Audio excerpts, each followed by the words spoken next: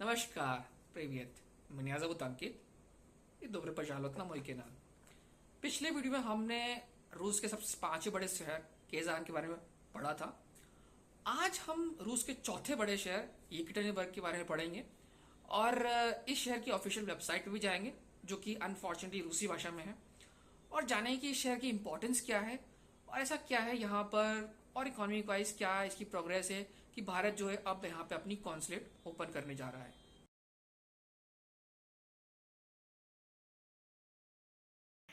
तो पिछली वीडियो हमने देखा था कि कैजान कहाँ पे है। नहीं, कैजान की लोकेशन जो है यहाँ पे है कैजान, और ये वोल्गा रिवर पे है। और आज हम देखेंगे कि येकटेरिनबर्ग, ये येकटेरिनबर्ग कहाँ पे है। और ये जो सिटी है ये बहुत रिसेंट कह सकते हो, ये 17वीं सदी की बनी हुई है। कैजान जो था वो उन 9वीं सदी का था, तो 1000 साल पुराना। ये मेरे हिसाब से कितना, 17वीं सदी, 17, 18, 19, 20, 21, आई थिंक ये 400 साल के आसपास ऊपर है, कुछ पुराना है। और ये रूस की चौथी बड़ी सिटी है पॉपुलेशन के हिसाब से। और ये जो लोकेटेड है आप देख सकते हैं, ये काफ़ी दूर है मॉस्को से। आई थिंक 1200 किलोमीटर से दूर है यहाँ मॉस्को है। एकटेरिनबर्ग है, ये देख सकते हैं काफ़ी दूर है। और एक सीधी लाइन में है मॉस्को, कैजान, एकटेरिनबर्ग। और ये जो है ये भी सिटी है, किसी नदी के ऊपर है। और नदी का नाम मुझे याद नहीं आ रहा, ये है तिस्ता रिवर, इसलेट रिवर, इसलेट रिवर, और शायद एक और रिवर होनी चाहिए। अब रिवर है क्या? नहीं, एक इसलेट रिवर पे सिचुएटेड है, इसलेट रिवर पे। ठीक है, तो ये रिवर जो है इस पे सिचुएटेड है। और एक तरह से ये जो है एशियन पार्ट ऑफ रशिया बोलते हैं, एशियन पार्ट ऑफ रशिया। यहाँ कहीं पे उरल माउंटेन्स है, यहाँ कहीं पे ये जो है, यहाँ कहीं पे उरल माउंटेन्स होती है, कहाँ गया, यहाँ कहीं पे उरल माउंटेन्स है। इसको बोलते हैं कि यूरोप और एशिया को डिवाइड करती है रशिया के अंदर, यूरोप एशिया को। तो येकटेरिनबर्ग जो है कजाकिस्तान के ऊपर, ये जो है नॉर्थ ऑफ कजाकिस्तान है। कजाकिस्तान को एशिया का पार्ट समझा जाता है, सेंट्रल एशिया का। तो येकटेरिनबर्ग जो है एक तरह से यूरोप और एशिया के बीच का कुछ टाइप सिटी हो गया। और ईस्ट और वेस्ट का जो है संगम है, एशिया और यूरोप का संगम हो गया। और और देखा जाए तो इस सिटी के बारे में कुछ इंटरेस्टिंग फैक्ट्स जो हैं, मैं इस शहर की वेबसाइट पे जाऊँगा, लेकिन वो रूसी भाषा में है, तो उस पे हम देर से जाएँगे। और इस शहर में क्या था कि ये देखिए, ये बहुत दूर है, मॉस्को से कुछ 1600 किलोमीटर दूर है। तो जब सेकंड वर्ल्ड वॉर के टाइम पे लड़ाई हो रही थी इस जगह पे, इस साइड पे लड़ाई हो रही थी, तो काफ़ी सारी जो फैक्ट्रीज़ हैं मॉस्को से, काफ़ी सारी फैक्ट्रीज़ को इस सिटी में रिलोकेट कर दिया गया, इस सिटी में रिलोकेट कर दिया गया। और जो सेंट पीटर्सबर्ग था, जिसको पहले लेनिनग्राड बोलते थे उस समय, वहाँ का एक बहुत फेमस म्यूजियम है, उसको पूरा का पूरा इवैक्यूएट करके यहाँ ले आया गया, यहाँ ले आया गया। और जो रूस के राष्ट्रपति है, थे, मतलब अभी नहीं, बोरिस येल्त्सिन, उनका एक घर था, मतलब वो होम टाउन था उनका, एकटेरिनबर्ग। तो उस समय इसका नाम कुछ और था, लेकिन अभी इसका नाम ये है। और तो ये होम था, और उस समय इसको मॉस्को के बैकअप कैपिटल के तौर पर अ, सोचा गया था, सोचा गया था। और यहाँ एक और है नोवोबिरिस्क, ये तीसरा सबसे बड़ा सिटी है। मॉस्को सबसे बड़ा, सेंट पीटर्सबर्ग, नोवोबिरिस्क, येकटेरिनबर्ग चौथा सबसे बड़ा, कैजान सबसे बड़ा पांचवा। ये 5 बड़े सिटीज हैं। और इसके बारे में और देखते हैं, और देखते हैं इसकी, इस सिटी की वेबसाइट देख ले चलो, रूसी भाषा में, तो देखते हैं। फिर इस सिटी के बारे में थोड़ा सा और जो इंपॉर्टेंट फैक्ट्स हैं, और ये जानेंगे भाई भारत की सरकार ये एम्बेसी क्यों बना रही है, सॉरी माफ कीजिए, मैं कंफ्यूज कर रहा हूँ, कॉन्सुलेट क्यों खोलने जा रही है, उसका रीजन क्या हो सकता है, वो भी देखेंगे। चलिए, तो देखिए ये जो है एकटेरिनबर्ग की सिटी की वेबसाइट है। और ये रूसी भाषा में है। कैजान की तो अंग्रेजी में थी, ये रूसी भाषा में है। लेकिन कोई बात नहीं, मैं इसके इधर ही, इसको भी इधर तो घूमूंगा, और उसके बाद ही फिर हम जो है थोड़ा सा इसके बारे में डिटेल देंगे। और इसके बारे में नोस्टी, नोस्टी का मतलब होता है सूचना, मतलब न्यूज़। ठीक है, ये स्पोर्ट्स, इकोनॉमी का। आप अगर मेरा चैनल देख चुके हैं तो आपको रूसी भाषा आनी चाहिए थोड़ी बहुत। ठीक है, ये कल्तूरा, मीरिया, और सप्रावा मतलब राइट्स। ठीक है, सप्रावा मतलब राइट है ना। और गस्त्याम, गस्त्याम मतलब ये उनके लिए होता है जो गेस्ट आने वाले हैं, है ना। तो नोवोस्ती में चलते हैं, और क्या देखें इसमें, ये देखते हैं क्या है, इसके बारे में क्या है भाई, ये बिना काम की खबरें, कुछ खबर है, ये शहर की खबर है। अब जो ये जो शहर येकटेरिनबर्ग जो है ये बसाया गया है, बसाया गया इसका मतलब ये है कि मॉडर्न शहर है।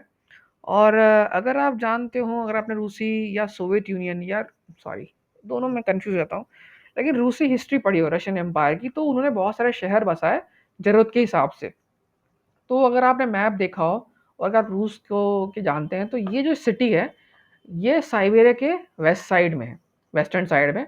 और इसे एक तरह से माइनिंग सिटी कहा गया था बहुत बार, कि जो भी साइबेरिया के अंदर या साइबेरिया या उस रीजन्स के अंदर मिनरल्स और नेचुरल रिसोर्सेज की चीज़ें होती थी, उनके उनको निकालने के लिए या उनको प्रोसेसिंग करने के लिए यहाँ पे इंडस्ट्रीज बनाई गई, क्योंकि ये नदी के किनारे है, पानी की दिक्कत नहीं है और एक फेवरेबल लोकेशन पे है, ईस्ट और वेस्ट का कन्फ्लुएंस, जैसे मैंने कहा था ना, एशिया और उरल माउंटेन्स वो सब।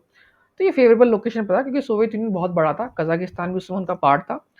तो इस हिसाब से सिटी में जो है इंडस्ट्री डेवलप हुई, यहाँ पे बहुत सारी इंडस्ट्री डेवलप हुई और बहुत सारे जो इक्विपमेंट से बनाते हैं उनका इस्तेमाल साइबेरिया के अंदर एक्सकेवेशन में होता है, या फिर तेल निकालने के लिए होता है, या फार्मिंग के लिए होता है, बहुत सारी चीज़ों में इस्तेमाल होता है। तो इस सिटी की जो इकोनॉमी है काफ़ी डेवलप्ड हुई है। और जैसे कि मैंने कहा, सेकंड वर्ल्ड वॉर के टाइम बहुत सारी इंडस्ट्रीज यहाँ पे शिफ्ट हुई और बाद में उनको मॉडर्नाइज किया गया। और रिसेंटली यहाँ की जो इकोनॉमी है, इंडस्ट्रीज से इसको डाइवर्सिफाई किया गया है, और यहाँ टूरिज्म भी अच्छा खासा है, काफ़ी सारा अच्छा खासा टूरिज्म, एक अच्छी खासी इकोनॉमी है। और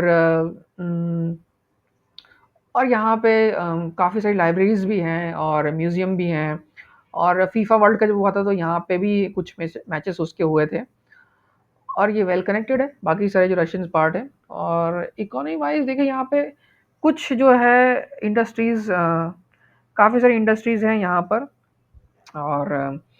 और उनके हिसाब से शहर बसाया गया, मतलब इंडस्ट्री बनाई गई, उसके आसपास रहने के मकान बनाए गए और फिर उसके हिसाब से शहर बड़ा होता गया। और हाँ, यहाँ पे इसको क्या बोलते हैं, रूस की सबसे बड़ी आईटी कंपनी वो भी सिचुएटेड है। तो इसका इम्पोर्टेंस बहुत है। और सबसे मेन है उरल मैश। उरल मैश एक कंपनी है, जैसे कि हम इकोनॉमी की बात कर रही हैं, उरल मैश एक कंपनी है जो कि ये पहले तो ये बनाता था equipments, military equipments, farming equipments, लेकिन बाद में उसने टैंक बनाना शुरू किया और चीज़ें बनानी शुरू की, तो वो बहुत बड़ी इंटरप्राइज है। और रशिया की जो मिलिट्री है उसमें काफ़ी बड़ा योगदान है। और यहाँ पे एक बड़ा मिलिट्री हेडक्वार्टर भी है, सेंट्रल मिलिट्री डिस्ट्रिक्ट, रशिया की जो 5 मिलिट्री, मतलब जैसे हमारे भारत में नॉर्दर्न कमांड है, सदर्न कमांड है, इस तरह से रूस में 5 मिलिट्री कमांड है, सेंट्रल, नॉर्दर्न, फार ईस्ट। तो सेंट्रल मिलिट्री डिस्ट्रिक्ट का जो हेडक्वार्टर्स है वो इस सिटी के अंदर है, तो कमांड है। अब देखिए ये यहाँ पर ज़रा देखते हैं कल्तूरा के बारे में। ये देखिए कल्चर के बारे में बहुत कुछ है और ये सब इन्फॉर्मेशन है, नोट्स थी। चलिए थोड़ा और कुछ देखते हैं इसमें। और ये गेस्ट के लिए क्या बोल रहा है, स्टोपासमत्री, ये बता रहा है स्टोपासमत्री मतलब क्या देखना चाहिए। ठीक है, तो देखिए क्या बताता है इसमें स्टोपासमत्री। तो देखिए इसने बहुत सारी चीज़ें बता दी, एक पूरा कार्ड हो गया और ये बता दिया मैप में, ना काटते हैं मैट। तो ये देखिए यहाँ पे एक गुर्दा दोम बिजनेस सेंटर है ये। और पॉलिटेक्निका ये स्कूल का नाम होगा, पॉलिटेक्निका। और ये 1905 का बना हुआ कुछ जगह है। तो इसने पूरी जगह बता दी क्या क्या है। और मेरे हिसाब से ये वेबसाइट भी इंग्लिश में नहीं है, ये भी अंग्रेजी में नहीं है। ठीक है, तो इसने इन्फॉर्मेशन दी है। और यहाँ पे इसे मुज़ेई, ये क्या है, और खाने की जगह पे थिएटर, कुछ रेस्टोरेंट देखते हैं, आर्किटेक्टूरा, स्टोरेज, म्यूज़ेई, रेस्टोरेंट रे रे रे रेस्टोरेंट नहीं है इसके अंदर, रेस्टोरेंट नहीं है। ठीक है, थिएटर, तो इसके अंदर यह है कार्मिनी थिएटर। और ये बहुत यहाँ पे थिएटर, आप ओपेरी बलिएता, तो ये बलेट बलेट का थिएटर है, ये वाला कोई अलग थिएटर है। तो चलिए इसके बजाय और देखते हैं इसमें क्या बताया गया। ठीक है, तो स्प्रा नोस्टी, अब ये है इंटरव्यू। और यहाँ पे मैंने देखा था कि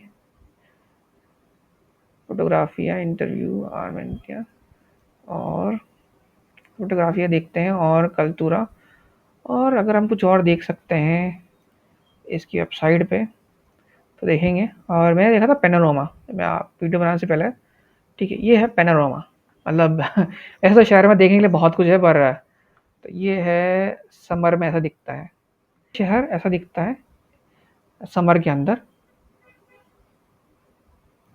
ये बड़ी सड़ी चौड़ी सड़कें हैं और ये मेरे ख्याल सेंटर का हिस्सा है। शहर में पानी का ये बड़ा कुछ है और ये ऐसा दिखता है शहर। पूरा पैनोरामा जो है शहर का ऊपर से देखा जाए तो ये काफ़ी खूबसूरत है देखने में शहर। और विज़िट करने लायक है। ये शहर के बीचों बीच आई थिंक नदी जा रही है और ये जो है रिवर फ्रंट, आप देख सकते हैं रिवर फ्रंट दोनों साइड। और ये जो है बड़ी नदी शहर के बीच में जा रही है। तो काफ़ी देखने लायक शहर है ये। सेंट्रल बिजनेस डिस्ट्रिक्ट होगा मेरे हिसाब से ये, सबसे बड़ी इमारत है। और कहीं पे उड़ाल मैश है। ये मेरे हिसाब से हमने देखा था फ़ोटो में। मेरे ख्याल से ये सिटी एडमिनिस्ट्रेशन ऑफिस की बिल्डिंग है बीचों बीच। और ये आसपास कुछ यहाँ पे ये बेलेट थिएटर है। तो इस तरह से ये देख सकते हैं और भी इसमें बहुत कुछ होगा मेरे ख्याल से। गिदिए पीछे ये इसके बारे में क्या बता रहा है ये। अच्छा, तो अब आ गया रेस्टोरेंट। अब देखिए ये है रेस्टोरेंट या इज़ाकिया रेस्टोरेंट ध्रुजवा। ध्रुजवा ध्रुजवा मतलब दोस्त रेस्टोरेंट। तो चलिए ये एकटेरिनबर्ग के बारे में है। और देख ही लिया होगा कि आपने यहाँ पे बहुत ये बहुत ही फेमस सिटी है रूस में, कल्चरल सिटी है और इकोनॉमी खास बहुत इंपॉर्टेंट है। और काफ़ी मेरे ख्याल से भारतीय स्टूडेंट क्योंकि क्योंकि एजुकेशन वहाँ पे तो मेडिकल में पढ़ाई कर रहे होंगे। तो और जैसा कि रूस और भारत के रिश्ते बढ़ रहे हैं तो ये सिटी बहुत इंपॉर्टेंट होने वाला है। तो इस हिसाब से इस सिटी के बारे में जानकारी है। माफ़ कीजिए ये सिटी की वेबसाइट रशियन में ही और ऑफिशियल वेबसाइट बताना ज़रूरी था क्योंकि बाकी इन्फॉर्मेशन तो आप और भी कहीं से ले सकते हैं। तो वीडियो को देखने के लिए बहुत-बहुत धन्यवाद। और अगर आपको रूस के बारे में ऐसे ही और चीज़ें जाननी है तो मेरे चैनल को सब्सक्राइब कीजिए। और अगर आपको रूसी भाषा सीखनी है तो जो डिस्क्रिप्शन उसमें लिंक दिया गया है, हिंदी से रूसी भाषा सीखने की प्लेलिस्ट है, उसको देखिए। और अगर आपको सवाल हो तो पूछिए। तो अगली वीडियो तक के लिए नमस्कार, गॉड ब्लेस यू।